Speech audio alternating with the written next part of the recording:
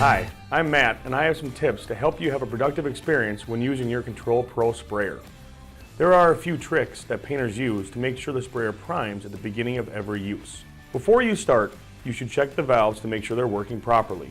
The inlet or the outlet valve can sometimes stick, preventing them from moving freely due to paint or solvent residue in the pump. If the pump isn't priming, your first step should be to press the pusher stem 3 times. Then try priming again. If that doesn't work, tap the spray hose hex nut 3 times and let it prime. If the sprayer still isn't priming, turn the unit off. Remove the spray hose, return tube, and suction hose.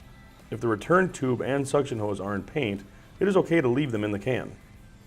Flip the sprayer over and pour 1 to 2 ounces of water into the inlet opening and press the red pusher button 3 to 4 times. Keep the sprayer upside down and turn the unit on. This should free the stuck outlet valve and allow you to prime the sprayer for your project. Water will spray out the return and spray outlets. Check back at the website below for more tips on how to have the most productive experience with your Wagner Control Pro sprayer.